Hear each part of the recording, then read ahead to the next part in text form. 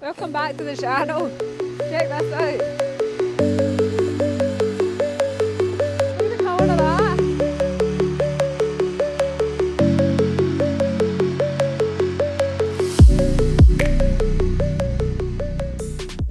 The rock that I'm currently sitting on is known as Meta-Gabbro, but in this case it's got a pegmatic structure to it. It's very coarse grained, meaning that the crystals themselves are more than 2 millimetres thick.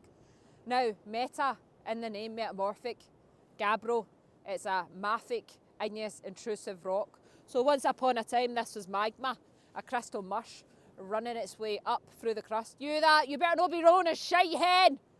You come here! You come here!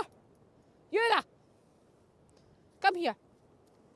Aye, so what I was saying is, gabbro, originally a mafic, igneous, intrusive rock, so it's basaltic in composition, and this stuff's intruded into the crust. Now this stuff's slightly deformed, it's got shear zones running through it, and they're all in line with that deformation event, the D2 deformation event of the Dalradian supergroup. Laid down originally as sediments, and there's also obviously evidence of volcanic rocks in amongst that because it was a rift zone back in the day, right? So it's intruded through the crust as a rift zone. This is probably part of an old oceanic piece of crust back in the day, right? 800 to 870 million years ago. And then it's been metamorphosed and you've had these shear zones form. Come! And the shear zones indicate that there was a lot of brittle deformation as well as ductile deformation going on at the time, the period of time that this was probably during the Caledonian orogeny, 450 million years ago when the two plates collided with each other and you had the closure of that Iapetus Ocean. But what's really cool and interesting is you can see parts of it are fine-grained Meta-Gabbro, meaning they're like a dolerite, a medium grain, kind of in between basalt and gabbro. And then you've got this stuff, which is the pegmatic stuff, which contains very large crystals of pyroxene, your hornblende, and your other crystals in there as well. And it also shows amphibolite facies like Metamorphism, which is absolutely class. Now this might be a little bit a little bit too detailed for certain people, but hopefully you understand. It's a metamorphosed igneous intrusive rock, right? Meta-Gabbro. You can get meta-igneous rocks all over the place. And before, we've spoke about metamorphic rocks before. We all kind of get it, that a metamorphosed rock is a rock that has changed over geological time due to either intense pressures and temperatures. So if you've got a regional metamorphic event, that can cause rocks to change, or due to contact metamorphism.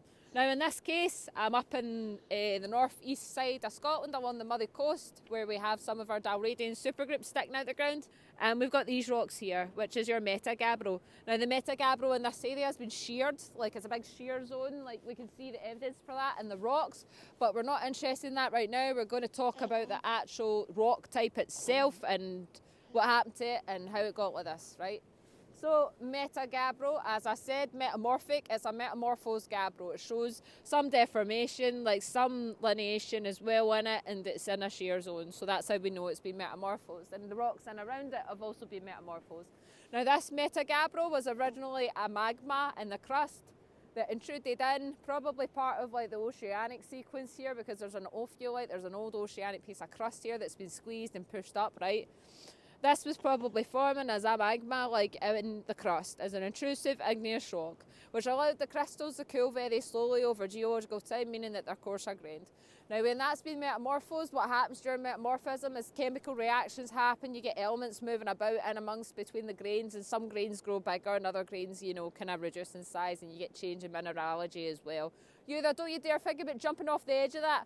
So basically what's happened is it's been metamorphosed. It's allowed some crystals to grow. You've also got pegmatic, as in coarser grain size, structures here, to the mineralogy, the minerals are bigger, meaning they're coarser grained.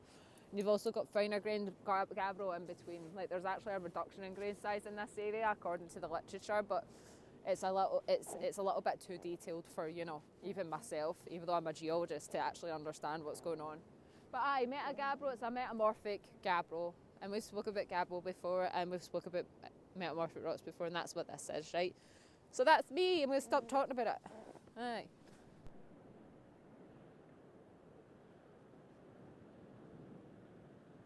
Right, Bam, come here, actually I do. You see the coarse grain crystals. I get in amongst you, there's feet.